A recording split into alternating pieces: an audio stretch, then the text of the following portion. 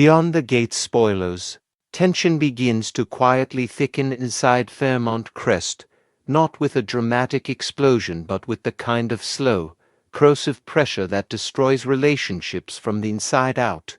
Catherine Ket Richardson and Chelsea Hamilton, once able to coexist under an uneasy truce, now find themselves drifting toward an unavoidable collision. The shift is subtle at first, almost imperceptible, carried in glances held to long conversations that end too abruptly, and a growing sense that trust has quietly evaporated between them. Ket senses that Chelsea is holding something back, something unspoken yet heavy enough to distort every interaction. Chelsea, in turn, feels judged, cornered by Ket's sharpened awareness, and increasingly defensive, as though she is being watched even when no words are exchanged. Their conflict is not born from a single betrayal but from the accumulation of unresolved tension, unspoken resentment, and the dangerous realization that they may no longer be on the same side of the truth. While this interpersonal fracture deepens, Bill Hamilton is consumed by a far more personal and insidious crisis. His recent medical test results refuse to make sense, defying logic and expectation in ways that unsettle him deeply. Bill is not a man accustomed to uncertainty, especially when it concerns his own body, his own survival. The numbers, the anomalies, the unexplained markers in his blood work gnaw at him relentlessly, transforming his unease into suspicion. He cannot ignore the possibility that what is happening to him is not random, not accidental, but engineered. This realization pushes him toward a decision that feels inevitable rather than impulsive. He must go to the hospital, confront the source of these results, and demand clarity from Dr. Madison Montgomery. He does not yet know whether he is prepared for the truth, but he knows he can no longer live in ignorance. The hospital setting strips Bill of the power he normally commands so effortlessly. Surrounded by sterile walls and clinical procedures, he is forced into the role of a man seeking answers rather than controlling outcomes. His mind races with questions as he prepares to speak with Madison, questions that are as much about betrayal as they are about medicine. Could there truly be poison in his system? If so, how long has it been there? How much damage has already been done? Madison's presence becomes symbolic of a reckoning he cannot postpone any longer. She represents the boundary between speculation and confirmation, between fear and undeniable fact. Adding another layer of complexity to the moment is Haley Hamilton's decision to accompany Bill to the appointment. On the surface, her presence appears supportive, even dutiful, the image of a concerned wife standing beside her husband during a medical crisis. Yet beneath that carefully curated exterior lies a volatile mix of fear, calculation, and self-preservation. Haley knows more than she allows herself to admit, and every step she takes through the hospital corridors feels like a gamble. She must maintain her composure, her performance of concern flawless, because any visible crack could unravel everything. The question is no longer whether she can hide her involvement, but whether the truth itself is already closing in on her, indifferent to her attempts at control. As Bill waits for Madison's response, the silence becomes oppressive. The possibility that she may confirm the presence of a toxin in his body hangs heavily in the air, transforming the room into a space of suspended consequence. If Madison speaks the truth, the implications will ripple outward with devastating force, touching not only Bill and Haley but every relationship entangled in their lives. Haley understands this instinctively, and the weight of that understanding presses down on her with suffocating intensity. She knows that once a doctor confirms poisoning, suspicion will no longer be abstract. It will demand accountability, motive, and explanation, none of which she is prepared to offer. At the same time, power shifts elsewhere within Fairmont Crest as Anita Dupree quietly but decisively takes control of a situation that threatens to spiral beyond anyone's grasp. Anita is no stranger to adversity, yet the challenges she faces now are deeply personal, striking at her sense of identity and strength. During the public performance on Friday, January 30th, she notices her hair beginning to fall out, an unmistakable and deeply intimate sign of the chemotherapy she has been enduring. Though she intellectually understands this as a known side effect of her treatment, the emotional impact is immediate and overwhelming. Knowledge offers no protection against grief when the mirror reflects a version of oneself that feels unfamiliar and frightening. Anita's initial panic is raw and unfiltered, a moment of vulnerability that cuts through her usual composure. Hair loss is not merely cosmetic for her. It represents the visible cost of survival, the proof that her body is engaged in a relentless battle that demands sacrifice. Even knowing this was coming does not soften the blow. It forces her to confront the reality of her illness in a way that no medical explanation ever could. Yet it is precisely in this moment of exposure that Anita reasserts her authority. Rather than retreat, she chooses control. She steadies herself, gathers her resolve, and decides that this condition, this treatment, will not define her nor diminish her command over her surroundings. Her decision to take control of the situation is not just strategic, it is deeply psychological. Anita understands that power is as much about perception as it is about action. By refusing to be reduced to her illness, she sends a clear message to everyone watching, whether openly or from the shadows, that she remains formidable. Her vulnerability does not weaken her, it sharpens her focus. In a world where secrets are currency and weakness is exploited, Anita's choice to confront her reality head-on becomes an act of quiet defiance. As these parallel storylines unfold, they begin to intersect in ways that feel both inevitable and dangerous. Kat and Chelsea's growing conflict mirrors the broader theme of hidden truths and eroding trust that permeates Fairmount Crest. Bill's investigation threatens to expose a betrayal that could destroy lives, while Anita's assertion of control challenges the assumption that illness equates to powerlessness. Each character is grappling with a loss of certainty, whether emotional, physical, or moral, and each is responding in a way that reveals their deepest fears and strengths.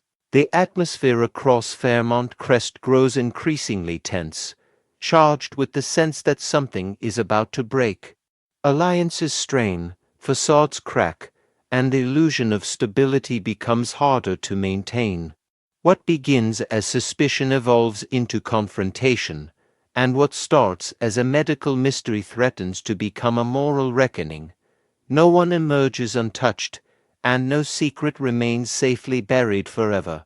In this environment, control is fleeting, truth is dangerous, and survival demands choices that will haunt every character long after the immediate crisis has passed.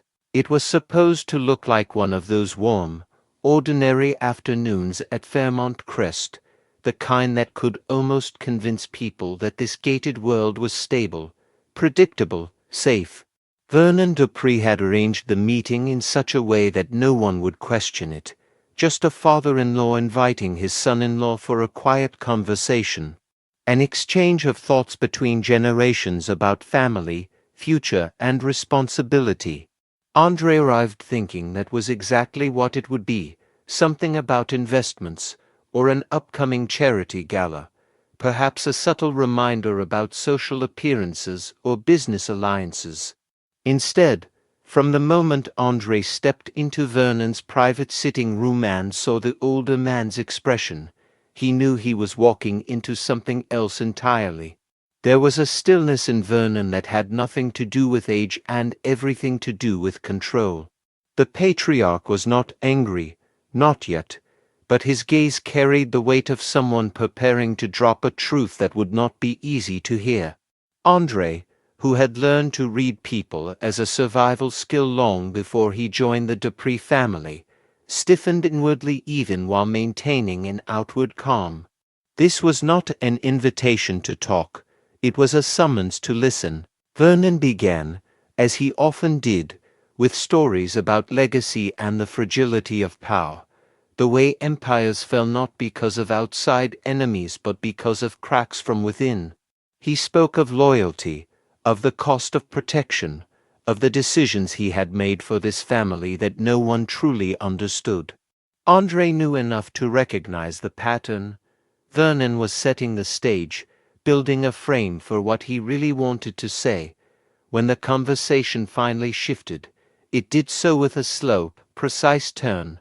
The subject became Donnie and the strain she had been under lately, the small changes in her behavior, the way her eyes sometimes drifted as if haunted by something she refused to name. Andre had noticed it too, the way she seemed unsettled, as if old ghosts had started whispering again. Vernon did not accuse Andre of anything, but he did something worse. He warned him. There were forces circling Donnie that could tear apart everything they had built together, and one name rested beneath the surface of every implication: Bill. Vernon did not have to say it out loud for Andre to hear it. The shadow of Bill Hamilton hung over the conversation like a storm cloud that never fully passed, always waiting to return with a new burst of thunder. The warning was subtle but unmistakable. Vernon did not question Andre's love for Donnie, but he questioned whether Andre fully understood the depth of Bill's lingering hold on her life. Bill's presence was no longer physical, but he had left behind a psychological imprint, a pattern of control and damaged trust that Donnie still carried. Now, as Bill began quietly pushing back against his own crises and digging into his mysterious medical situation, Vernon saw the danger emerging from another angle. A man like Bill did not simply suffer and accept. He investigated, he pulled threads, he exposed things. If his search for answers led to Madison, if Madison's research took her out of Fairmont Crest and into a new world of opportunity, if Chelsea followed her, what exactly would that do to the careful balance of relationships, businesses and loyalties that held the Dupree orbit together? Vernon did not spell out every connection, but Andre could assemble the pieces. Bill's fight for his life, Madison's new research opportunity, Chelsea's involvement, and Donnie's unresolved scars formed a web that could easily entangle him. The warning was clear.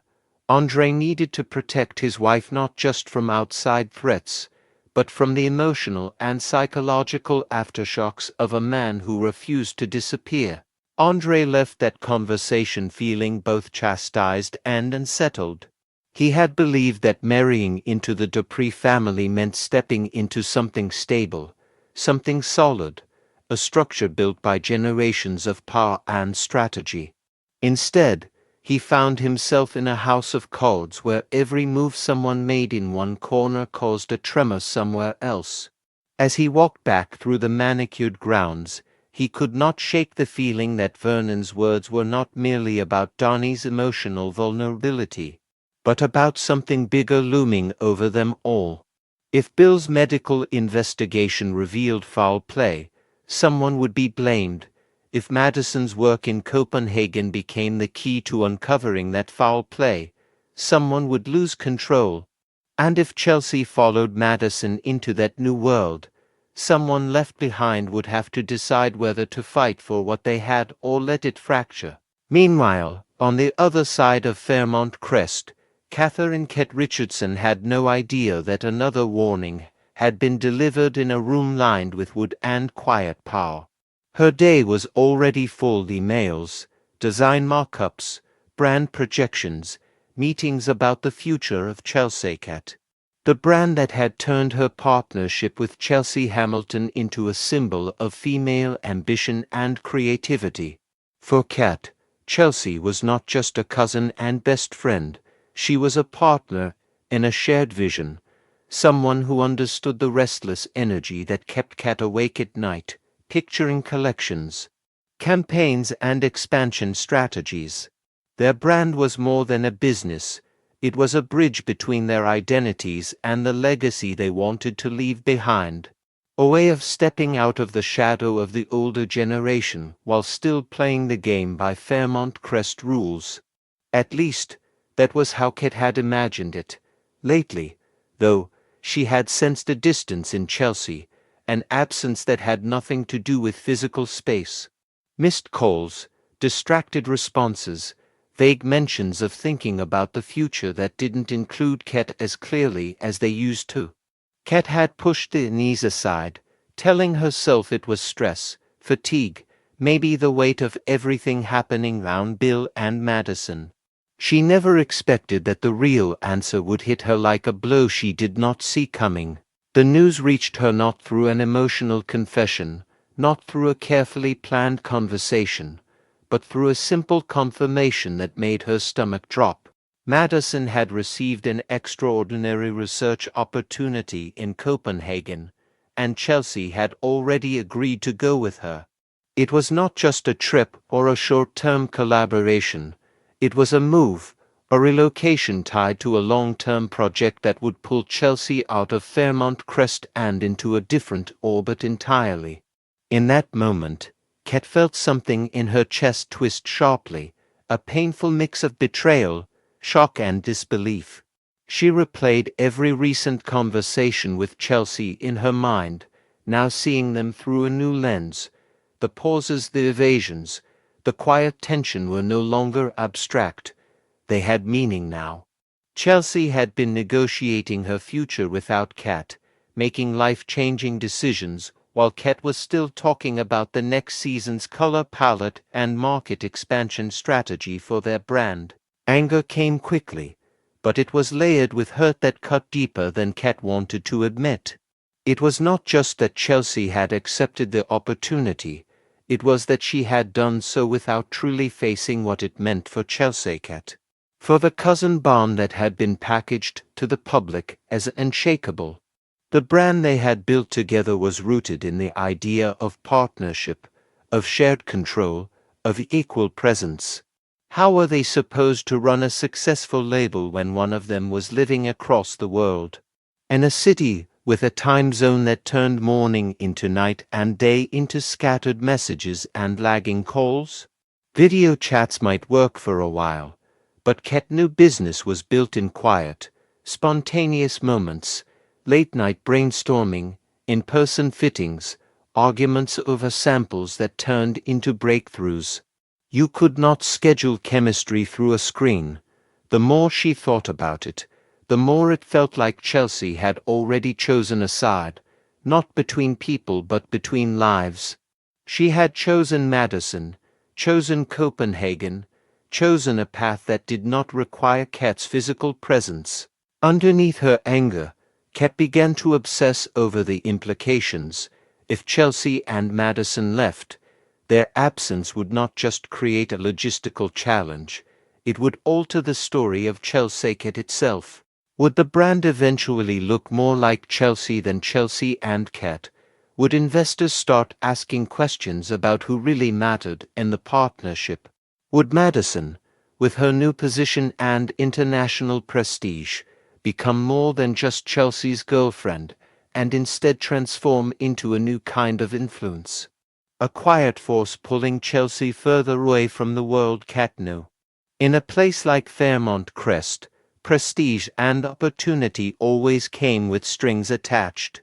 Kat could not help wondering whether this research opportunity was purely about medicine or whether it was also a way for Madison to escape the increasingly tangled web of Bill's investigation and the Dupree family's scrutiny.